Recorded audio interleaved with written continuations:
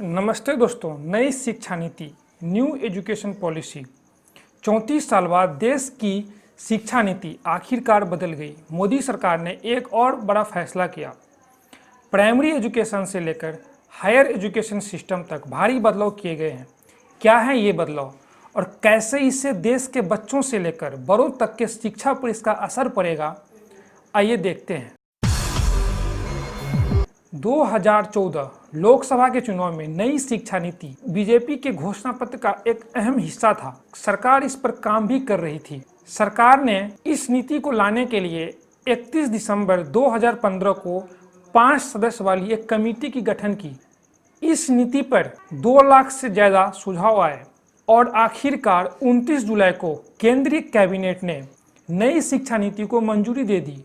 नई शिक्षा नीति 2020 के साथ ही MHRD का नाम बदलकर शिक्षा मंत्रालय कर दिया गया। दोस्तों, अब 10+2 की फॉर्मेट को खत्म कर दिया गया है। 10+2 फॉर्मेट की जगह अब 5+3+3+4 का फॉर्मेट होगा।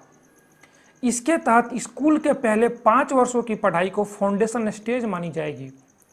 इसका कैरिकुलम NCERT के द्वारा तय किया जाएगा और इसमें प्री प्राइमरी के 3 वर्ष और पहली और दूसरी कक्षा के एक वर्ष शामिल है और इसके अगले 3 वर्ष मिडिल स्टेज माने जाएंगे। इसमें कक्षा 6 से कक्षा 8 तक के छात्र शामिल होंगे और इसके बाद 9 से 12 कक्षा तक 4 वर्षों वाली आखिरी स्टेज मानी जाएगी। और दूसरी सबसे इम्पोर्टेंट बात यह है कि अब स्कूल में पहले जैसा स्ट्रीम सिस्टम नहीं होगा।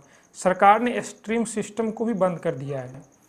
इसका मतलब ये हुआ, अगर आर्ट्स का कोई छात्र फिजिक्स पढ़ना चाहे तो ऐसा कर सकता है और यदि अकाउंट वाला छात्र यदि वो हिस्ट्री पढ़ना चाहे तो भी वो ऐसा कर सकता है।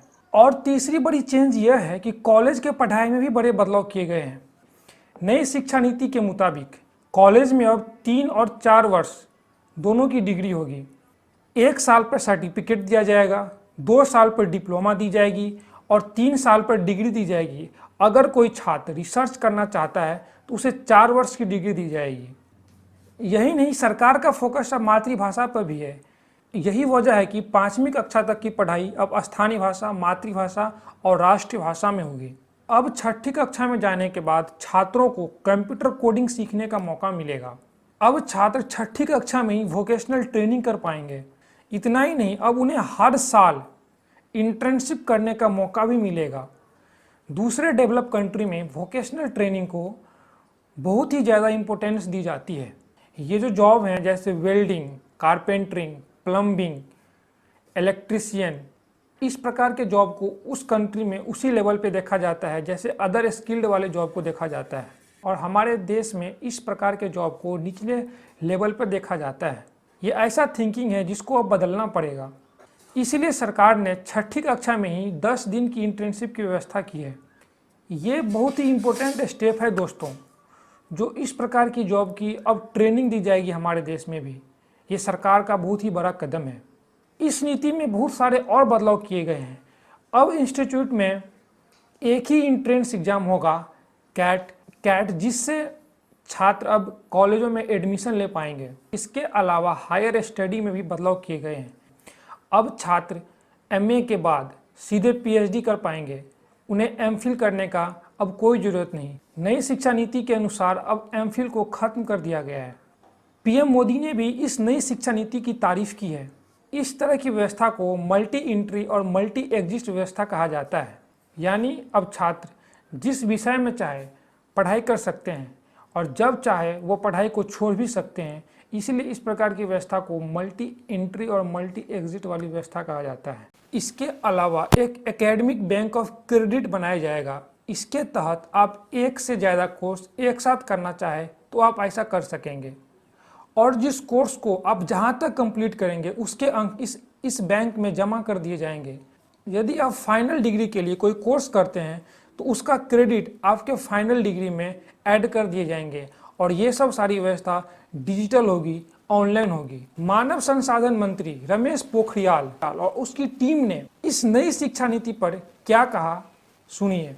आज प्रधानमंत्री नरेंद्र मोदी जी की अध्यक्षता में मंत्रिमंडल की बैठक हुई और 21वें सदी के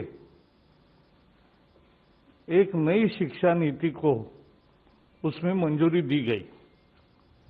यह बेहद महत्वपूर्ण है क्योंकि 34 साल से शिक्षा नीति में परिवर्तन नहीं हुआ था और इसलिए आज का ये जो परिवर्तन है और जो नई शिक्षा नीतियां है, मुझे विश्वास है कि पूरा समाज और सभी देशवासी इसका स्वागत करेंगे और दुनिया के शिक्षाविद भी इसको निश्चित रूप से सराहना करेंगे। सरकार ने शिक्षा पर खर्च बढ़ाने का फैसला किया है।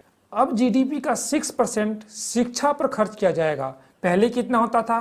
4.3% के आसपास। बाकी डेवलपिंग कंट्री की बात करें तो इंडिया उन डेवलपिंग कंट्री के मुताबिक अपने देश की शिक्षा पर कम पैसे खर्च करती है, लेकिन अब 6% बहुत ही अच्छा टारगेट है यदि इसको सही तरह से इम्प्लीमेंट किया जाए तो। अब यहाँ पे ये देखना है कि सरकार अब ये सारी बदलाव कितनी जल्दी कर पाती है, क्योंकि इसको इम्प्लीमेंट करना थोड़ा चुनौती होगा, क्योंकि ये सारी बदलाव सरकार जितना जल्दी कर सके उतना ही अच्छा होगा, क्योंकि इस टाइम एजुकेशन सिस्टम बर्बाद हो चुकी है इस कोविड-19 की वजह से, और इस टाइम इस प्रकार का बदलाव भी बहुत ही जरूरी थी। अब देखना यह है कि सरकार इस नई शिक्षा नीति को कितना जल्दी देश में इम्प्लीमेंट कर पाती है। उम्मीद करता हूं दोस्तों वीडियो अच्छा लगा होगा। वीडियो को शेयर कीजिए ताकि न्यू एजुकेशन पॉलिसी की जानकारी लोगों तक पहुंचे। चलिए दोस्तों, मिलते हैं अगले वीडियो में। धन्यवाद।